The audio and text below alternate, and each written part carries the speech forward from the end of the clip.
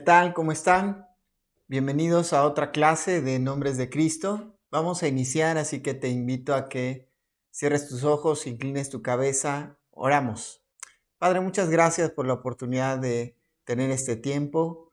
Gracias por tu palabra, porque es viva y eficaz. Gracias, Jesús, porque en ti podemos encontrar diferentes figuras de lo que, Señor, también tú nos muestras en la Escritura. Gracias, Señor, porque podemos conocer hoy más de ti. Guárdanos, Señor, guíanos, te lo pedimos en el nombre de Cristo Jesús. Amén. Estaremos hablando hoy en relación a lo que nos dice Efesios capítulo 5 a partir del versículo 24. Específicamente vamos a hablar ahora del versículo 25 al versículo 27.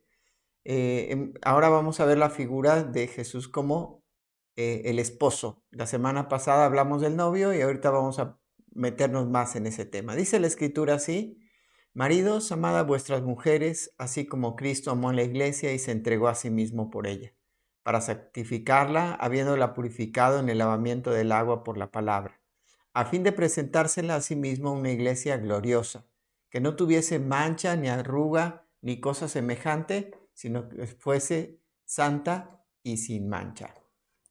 La semana pasada hablamos lo relacionado al desposorio y conocimos las etapas de cómo es que se formalizaba la relación. Hoy veremos la segunda parte y lo relacionado a las bodas y las fiestas de las bodas. Desde el momento del desposorio, la novia era tratada como si realmente estuviera casada. La unión no se podía disolver excepto por un divorcio legal. El incumplimiento de la fidelidad era tratado como adulterio y la propiedad de la mujer pasaba virtualmente a ser del esposo, a menos que expresamente renunciara a ello. Pero incluso en este caso, él era el heredero natural. Entonces, si la mujer moría en el lapso de que era desposada con el novio, entonces todos sus bienes pasaban a ser posesión del novio o del esposo prácticamente.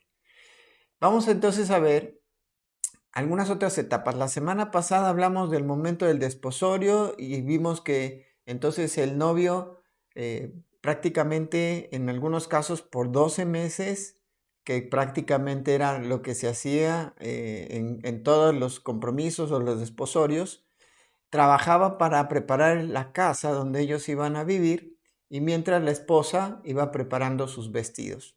Vamos a ver hoy, a comenzar este tiempo, hablando acerca de las cosas previas a la boda. La novia esperaba fielmente al novio. Como miramos hace un momento, hemos dicho que al momento en que ellos se comprometían y se hacía formal el desposorio, ella prácticamente pasaba a ser esposa y por lo tanto ella tenía que mantenerse en una actitud de fidelidad hacia su esposo ahora. Y ella tenía que mantenerse fiel. Por eso en la Escritura encontramos que una persona que estaba en esta etapa de desposorio, si le era infiel al esposo o al novio, entonces ella había cometido adulterio y tenía que morir apedreada. Por eso José, cuando escucha que María está embarazada, una de las cosas que dice, bueno, ¿sabes qué? Eh, pues si quieres romper nuestro compromiso, finalmente yo puedo, digamos, echarme la culpa, pero él no quería que ella muriera apedreada, ¿no? Es una de las cosas que podemos conocer o ver como un ejemplo de esta situación. En segundo lugar, previo a la boda, la novia se purificaba con un baño. Esto ya era prácticamente el día que era la boda. ¿Se acuerdan que vimos que el sacerdote o el sumo sacerdote y sus sacerdotes, previo a la ceremonia de ser presentados delante de Dios, tenían que hacerse un baño completo? Y dijimos que ellos tenían que meterse en una pila y entonces ahí prácticamente sumergirse y bañarse. Esta era la misma idea que la novia tenía que realizar. Tenía que tener un baño de purificación previo al matrimonio. pensando en que esto era una ceremonia delante de Dios para que también Dios fuera agradado en esto que se estaba haciendo. Ahora, en tercer lugar, los invitados, aquellas personas que vendrían, específicamente amigas de la novia y los amigos del novio, pero específicamente los amigos de la novia, familiares, esperaban en la casa de la novia que viniera el novio a buscarles. Aquí encontramos en la escritura algunas parábolas que mencionan mucho en relación a lo que era esta etapa. Específicamente en Mateo, en el capítulo 25, del versículo 1 al versículo 13, encontramos la parábola de las 10 vírgenes. La idea que representa esto es que 10 amigas vírgenes de la novia tenían que preparar sus lámparas. Estas lámparas iban a ser colocadas pues en un palo para levantarlas, así que cuando el novio viniera, ellas tendrían estas lámparas. Generalmente el novio venía cerca de la medianoche, entonces todos iban por la calle, y ahorita voy a explicar un poquito más, pero tenían que ir alumbrando con esas lámparas. Así que esto es lo que previamente se hacía antes de que el novio viniera a buscar a la novia en el día de la boda. Ahora, generalmente dice la tradición judía que cuando una persona, un hombre o el novio se casaba con una mujer virgen, generalmente se realizaba la boda en día miércoles. Y si había alguna queja en relación a que la novia le había sido infiel o que ella no era en realidad virgen, entonces el novio, los días jueves, que se juntaban los líderes, los ancianos, él podía presentar su queja. Ahora, si la boda se realizaba con una mujer que fuera viuda, entonces pues podía realizarse el día jueves. Así que vamos a continuar y vamos a ver que el novio viene ahora a buscar a la novia. El novio se prepara con sus amigos.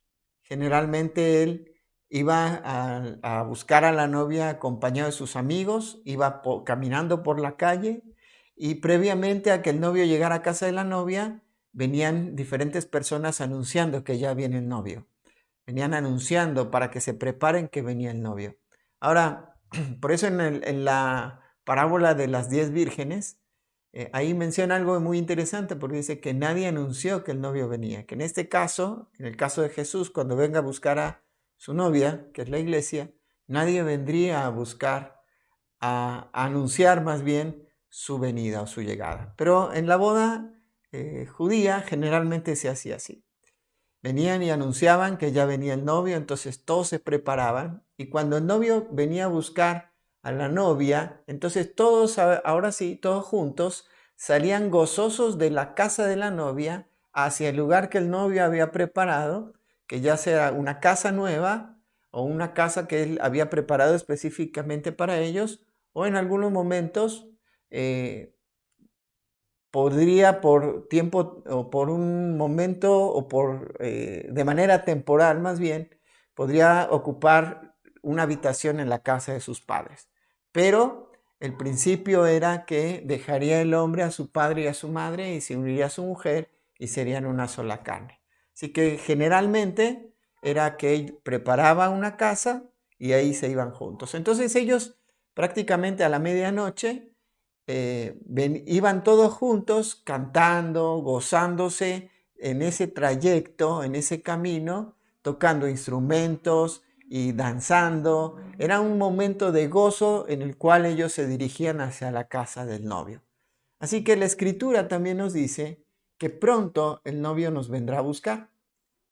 Dice ahí en 1 de Tesalonicenses, en el capítulo 4, versículos 13 al 18, dice, porque el Señor mismo, con voz de mando, con voz de arcángel, con trompeta de Dios, descenderá del cielo, y los muertos en Cristo resucitarán primero. Luego nosotros, los que vivimos, los que hayamos quedado, seremos arrebatados juntamente con ellos en las nubes para recibir al Señor en el aire, y así estaremos siempre con el Señor. Por tanto, alentaos los unos a los otros con estas palabras. Así que mientras el novio viene, nosotros tenemos que estar preparados y alertas teniendo aceite en nuestras lámparas, viviendo una vida en el Espíritu de Dios, preparados para recibir al novio que pronto nos viene a buscar. Vamos a pasar ahora a la parte de la ceremonia. También es llamado en hebreo el Kiddushim. Y esto tenía diferentes partes o etapas. En primer lugar, se realizaba un contrato, la firma de un contrato, que generalmente era un segundo contrato, porque en el desposorio se hacía un compromiso también firmado, y ahora se volvía a reafirmar, pero ahora ya venían las promesas, o lo que hoy conocemos en algunas bodas como los votos. Y se firmaba un contrato, entonces este compromiso, y tenía que haber 2 testigos. Generalmente estos 2 testigos eran los amigos del novio. Eran 2 amigos que el novio elegía. Ellos eran testigos de que firmaban este contrato, y una vez firmado este contrato, tomaban el contrato y lo entregaban a los padres. Ellos también firmaban como testigos, entregaban a los padres de la novia, y de esa manera entonces terminaba esta parte de la firma del contrato. Ahora, ellos se gozaban también, los novios tenían un punto o un papel importante, porque no solamente participaban como testigos en la firma de este contrato. El Señor también nos menciona ahí en Juan, en el capítulo 3 y versículo 29, lo siguiente. Dice, el que tiene la esposa es el esposo, mas el amigo del esposo que está a su lado y le oye, se goza grandemente de la voz del esposo. Así pues, mi gozo está cumplido. Ahora aquí entramos a otra parte. Una vez que se firmaba el contrato, entonces ellos entraban a su aposento, a su cuarto, a su recámara. Y ahí entonces se consumaba la unión o el matrimonio. Y ellos entonces se hacían una sola carne. Mientras todos los invitados esperaban fuera, en la casa o en la parte del patio, los 2 testigos esperaban fuera del cuarto para que cuando fuera consumada este acto de unirse ellos como esposos, el novio entonces salía y les anunciaba que había sido consumado el matrimonio. De esta manera entonces los 2 amigos salían al patio, salían a donde estaban todos los invitados y anunciaban y presentaban entonces, ahora sí, el nuevo matrimonio. La novia entonces se presentaba ya sin un velo. Generalmente la novia traía un velo puesto desde que salía de su casa hasta que llegaba a la casa, firmaban el contrato y se presentaba ante su esposo ya sin el velo. Pero ahora ya salía ella y se presentaba frente a todos los invitados sin ese velo. Ahora, esto me anima mucho porque de alguna manera nos muestra que el Señor también se goza de que podamos tener una unidad en Cristo. Vamos a ver algunos otros aspectos que sucedían ya durante el tiempo de la ceremonia. Dijimos que iban a la habitación nupcial, estaba la consumación del matrimonio y finalmente eran presentados ahí como esposos. Ahora sí, llegaba el momento de la fiesta de las bodas. Esta fiesta, pues era una fiesta que duraba 7 días. Hay varios pasajes de la Escritura, específicamente, ¿se acuerdan de las fiestas de las bodas en Canaán? Donde el Señor realiza su primer milagro.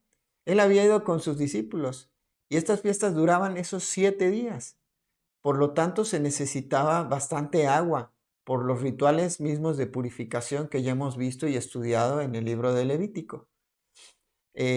Así que durante este tiempo, esta semana, pues todos los amigos de los novios podían gozarse y disfrutar, cantar, danzar y celebrar la unión de esta nueva pareja. En la Escritura también nosotros vemos que es anunciada la fiesta de las bodas del Cordero. Apocalipsis, en el capítulo 19, a partir del versículo 7, nos habla de las fiestas de las bodas del Cordero. Y dice así el versículo 7, gocémonos y alegrémonos y démosle gloria, porque han llegado las bodas del Cordero, y su esposa se ha preparado, y a ella se le ha concedido que se vista de lino fino, limpio y resplandeciente, porque el lino fino es las acciones justas de los santos. Y el ángel me dijo, escribe, bienaventurados los que son llamados a la cena de las bodas del Cordero. Y me dijo, estas son palabras verdaderas de Dios. Así que podemos ver aquí cómo el Señor nos muestra que habrá este tiempo. Ahora, lo que creemos, según la Escritura nos muestra, es que esto se realizará cuando el Señor nos venga a buscar, previo a la tribulación, y será entonces las bodas del Cordero, cuando ya la iglesia esté con Cristo, y entonces vendrán esos 7 años donde representa una semana, donde esos 7 años, mientras en la tierra, será el tiempo de la tribulación y la gran tribulación, mientras la iglesia estará gozando con el Señor de las fiestas de las bodas del Cordero. Ahora, vamos a ver algunos aspectos importantes en relación a lo que tiene que ser o qué es el papel del esposo de Cristo para con la iglesia. Y esto nos va a dejar algunas enseñanzas importantes. Así que vamos a ver cuál es la principal característica del esposo de Cristo en cuanto a su papel como esposo. En primer lugar, vamos a ver, o el punto más importante, como ya miramos en Efesios, el ejemplo que utiliza el apóstol Pablo de que nosotros o los que estamos casados, como maridos, amemos a nuestra esposa, como Cristo amó a la iglesia y se entregó a sí mismo por ella. Vemos que la principal función del esposo es amar a la esposa. El amor del esposo hacia la esposa. Ahora veremos 5 características del amor de Cristo para con nosotros.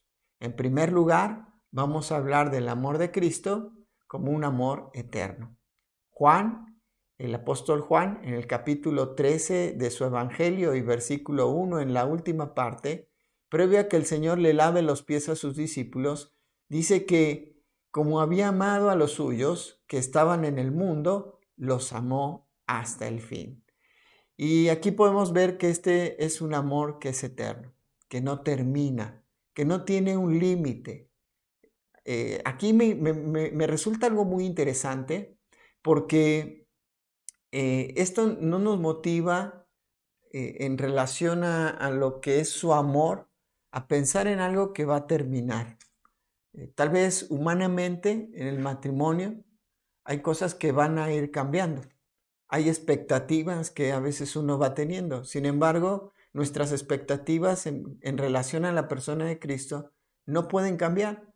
¿Por qué? Porque Él va a ser el mismo siempre. Él es inmutable. Él va a permanecer de la misma manera. Y su amor también permanecerá de esta forma, inmutable, sin cambio. Entonces dijimos que en primer lugar, la primera característica del amor de Cristo es un amor eterno, que no termina. En segundo lugar, su amor es activo. En primera de Juan, en el capítulo 3 y versículo 16, nos dice lo siguiente: en esto hemos conocido el amor, en que Él puso su vida por nosotros. También nosotros debemos poner nuestras vidas por los hermanos. Esto nos motiva a que si Jesús se sacrificó por nosotros, esto motiva a nosotros esa acción de entonces también nosotros sacrificarnos por los demás. Sacrificarnos también por nuestra esposa, sacrificarnos por nuestros hijos.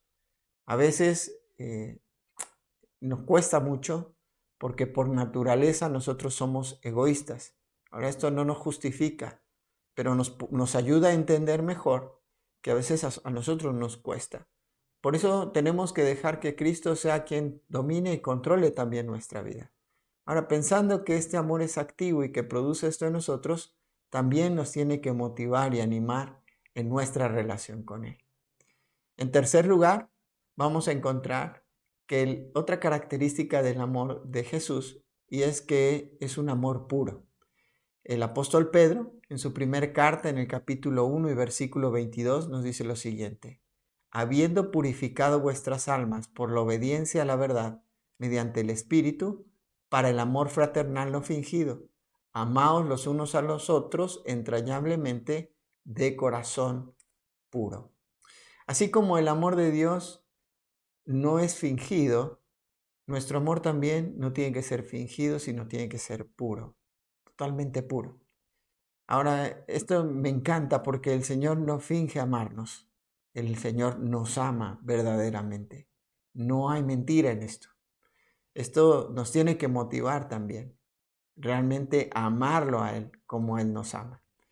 En cuarto lugar, vamos a ver que el apóstol Pablo, también en Romanos, en el capítulo 8, nos va a mostrar que el amor que Cristo tiene por su iglesia es un amor intenso. Fíjate lo que nos dice en el versículo 39.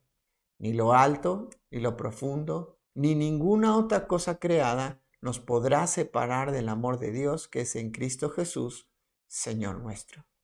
Nada, absolutamente nada, nos podrá separar del amor de Cristo. Es un amor intenso.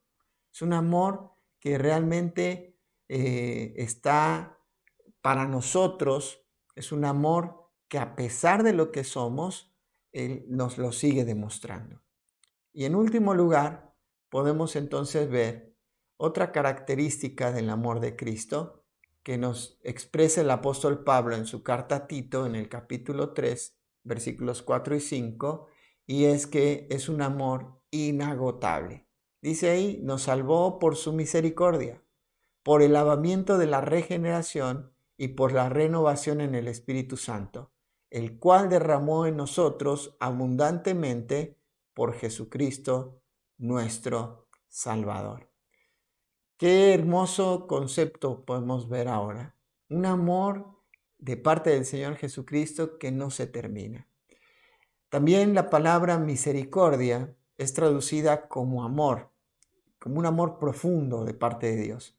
Y eso es lo que frena a Dios a que venga su misericordia. Más bien, eso es lo que motiva a Dios en su misericordia, ese amor que no se agota. Dice que nuevas son cada mañana tus misericordias, así nos dice la Escritura. O sea, es inagotable, es una fuente inagotable de amor. Ahora, Dios es amor y ese amor nos lo transmitió a través de la persona del Señor Jesucristo.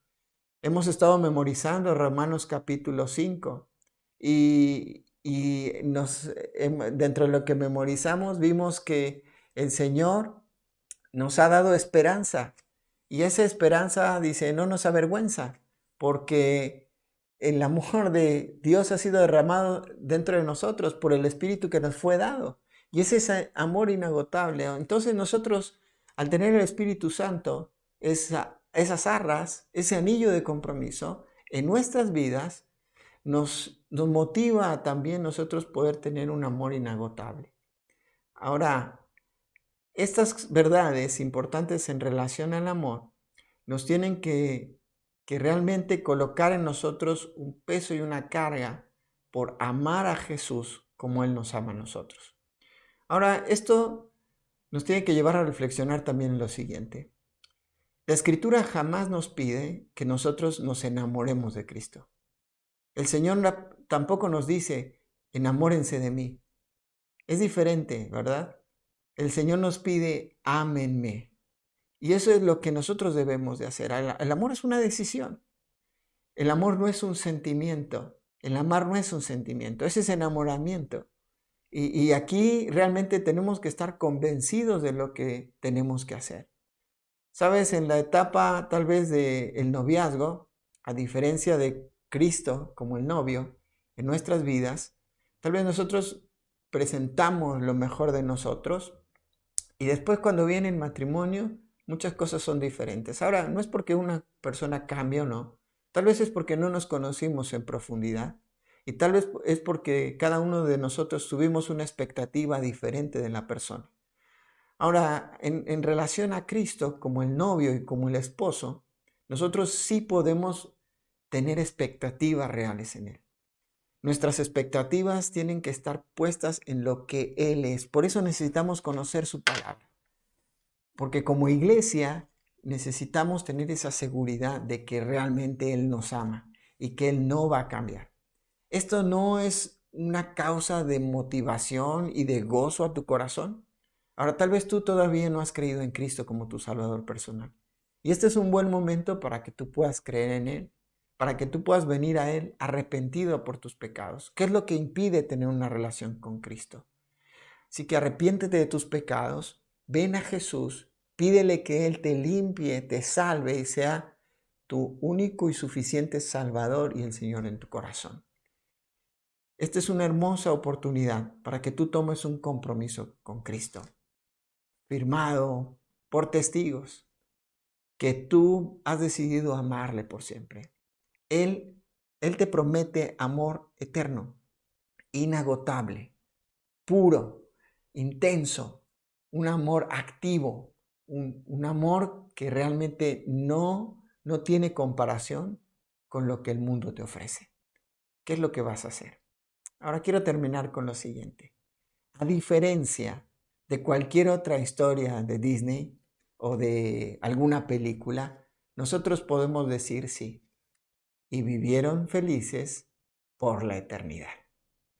Cristo y su iglesia, cuando se unan, promete la Escritura que viviremos no solamente felices, gozosos, porque Él sí cumple lo que promete. Este modelo también nos tiene que motivar a trabajar en nuestros matrimonios, porque va a haber diferencias, va a haber falta de cumplimiento en expectativas, pero nosotros sí podemos imitar a Cristo y desarrollarlo también dentro de nuestro matrimonio. Terminamos orando y agradeciendo al Señor por este hermoso tiempo con su palabra. Espero que esto te haya motivado, saber que te espera un esposo que te ama y que realmente Él no va a cambiar y que Él es como lo prometió. ¿Oramos? Padre, muchas gracias por el hermoso tiempo que hemos tenido con tu palabra. Gracias por Jesús, quien es el esposo para la iglesia. Gracias por esta analogía que nos motiva a estar confiados, que nos motiva a estar también gozosos esperando su venida. Gracias, Jesús. Te agradecemos por todo lo que has hecho y por tu amor para con nosotros. Queremos, Señor, también nosotros responder amándote como tú nos amas. Te lo agradecemos esto y te pedimos que produzcas en nosotros ese querer como el hacer por tu buena voluntad. En nombre precioso de Jesús. Amén. Muy bien, muchas gracias. Dios les bendiga y nos vemos pronto.